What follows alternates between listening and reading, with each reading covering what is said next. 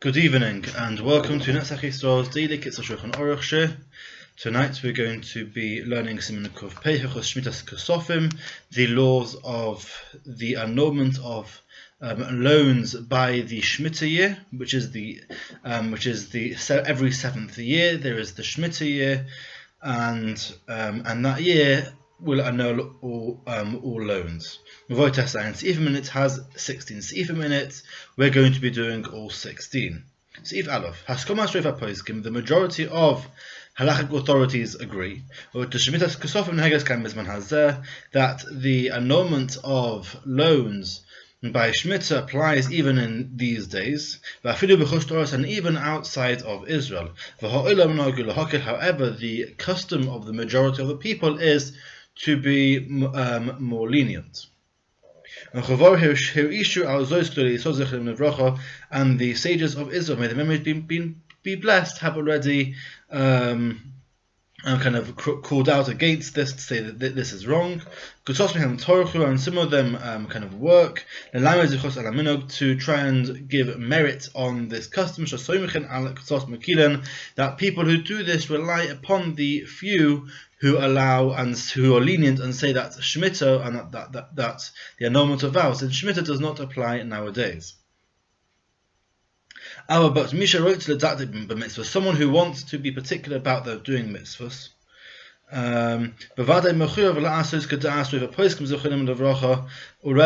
already they should definitely do like the opinion of the majority of the opinions that say of the halachic authorities, may their memories be blessed, that say that Shemitah applies nowadays and all loans are annulled. However, that they're able to do something, to do this prusbul thing, and therefore and kind of avoid this, and therefore not come to a loss. If base. The Shemitah, the seventh year, or every seventh year, will annul all loans.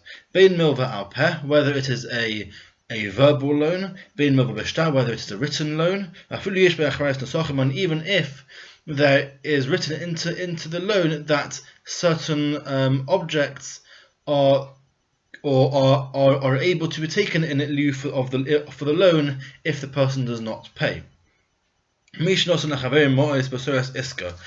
someone gave money to their friends through an iska, which is considered that half the money is a loan, and half is a deposit.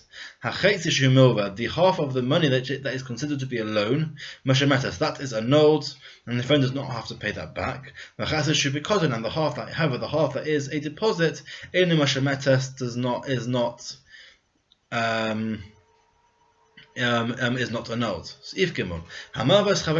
Someone who lends with a mashkin, where the borrower gives the lender something to keep as I can't think of the word off the top of my head right now, but it's something that the lender holds to be returned if the borrower pays up.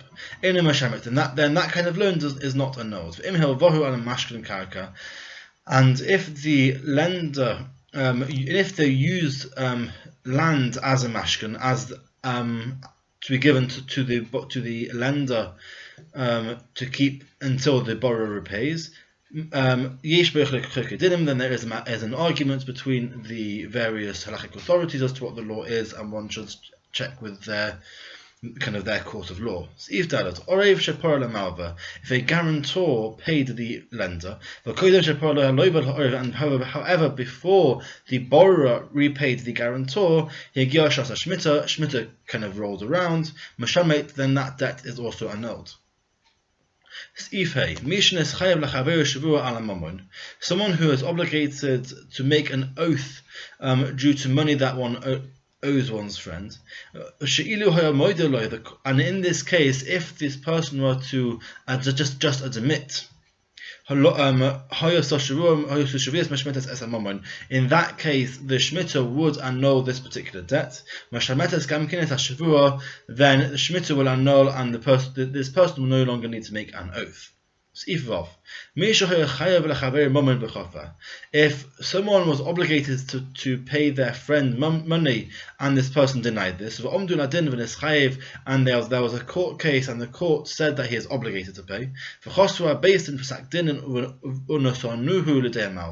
and the court kind of documented their judgment and gave it to the lender. The Shmita does not annul this debt. Someone who lends their friend v'histan makes a condition with him that Shmita will not work. This does not work, and Shmita will annul this loan. However, if the condition was that he will not, that Shmita will not annul this loan specifically, even if they did this during the year of Shemitah, then Shemitah will not work. If they wrote in the document as an expression of a deposit rather than a loan, then Shemitah does not annul this, because Shemitah only annuls loans, not deposits. If someone lends their friend for a number of years, and the time of payment, when the payment is due, it only happens after Shemitah year, then Shemitah does not work, because the lender was not able to claim it beforehand. If someone who hands over their documents to the court and says to them, please claim for me my debts, then Shemitah will not work on these debts. And as we will see later, this is the basis for the prusba, which is how we get around how we get around the annulment of loans. If someone sells something on credit, this is as though this person lent the other person money, and therefore Shemitah will annul this.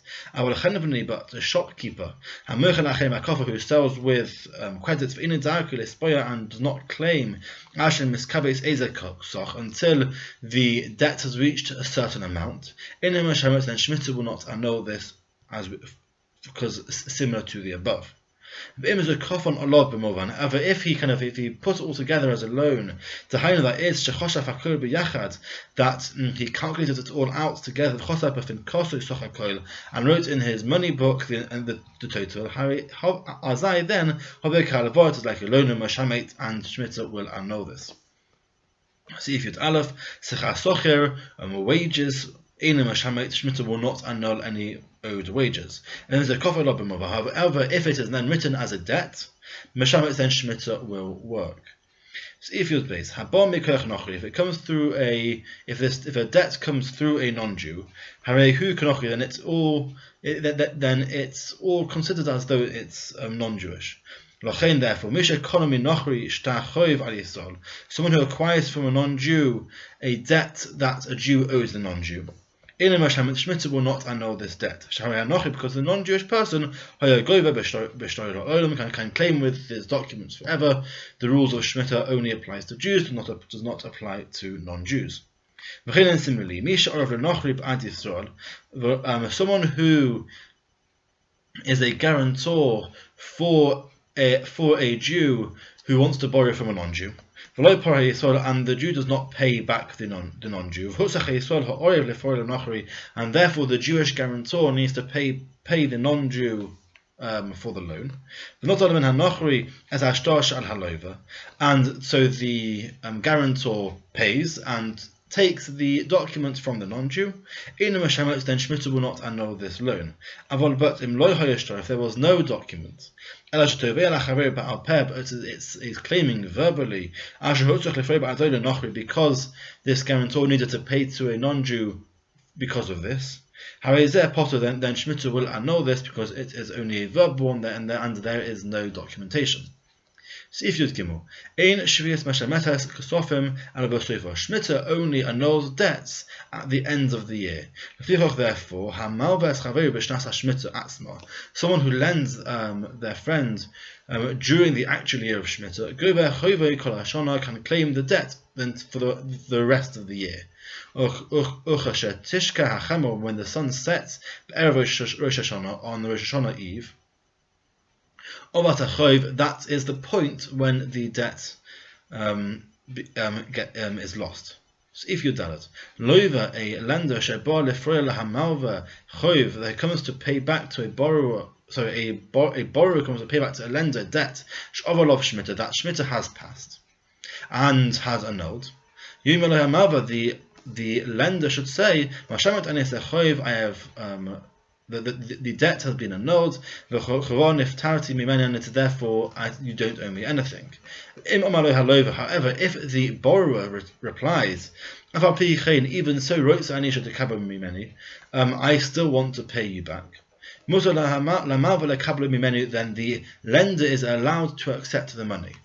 And the borrower should not say, I am giving this money to you because of my debt. But the borrower should say, this money is mine, and I am giving them to you as a present. And the lender is able,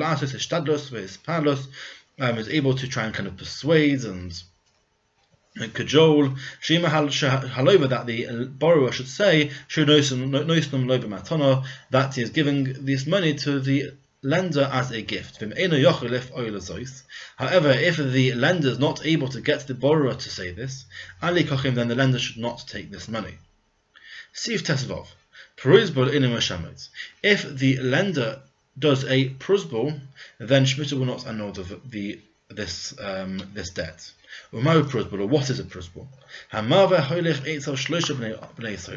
lender goes to 3 Torah scholars, based in that forms a court, and says to them, you are judges. I'm handing over to you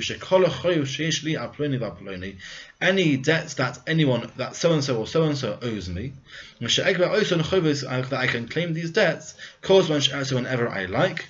And they write a document called a prusbul with this particular expression in this particular format.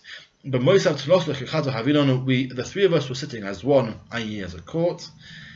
And so the lender came and said to us, the aforementioned speech. And the 3 of them sign at the bottom, either as judges or as witnesses. It does not matter. And the way this works is, as we learned earlier, if someone hands over their documents to Beis Din and says, Beis Din, and kind of asks Beis Din to claim back the debts for him, then Shemitah will not annul, and a prusbul works under a similar principle. And one is able to make the prusbul even at the end of the year of Shemitah. That is, on the eve of Rosh Hashanah for the year after, before sunset. And some say one does not need to write this prusbul. It is enough with what the lender says in front of these 3 judges, and that is okay. Even if there's no court of law in that place, one is able to say, I'm handing over my documents to the court of law in such and such a place elsewhere. The prusbul does not work unless the borrower owns some land. Even the tiniest amount is enough. And even if the borrower only owns a flower pot with a hole, which is therefore considered attached to the ground, the flower pot obviously contains some soil and the flower, even that is enough.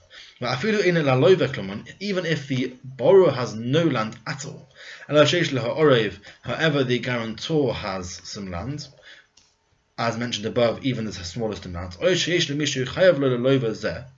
or someone who owes this borrower money has land to their name. Non-Mahani, this also allows the principle to work. And if none of these people have any sort of land ownership, if the lender owns the tiniest amount of land, he is able to kind of give it over to the borrower, even through someone else, even not in front of the borrower, i.e. without the borrower's knowledge, and then the prosbul will work. Thank you very much for listening. Have a good evening.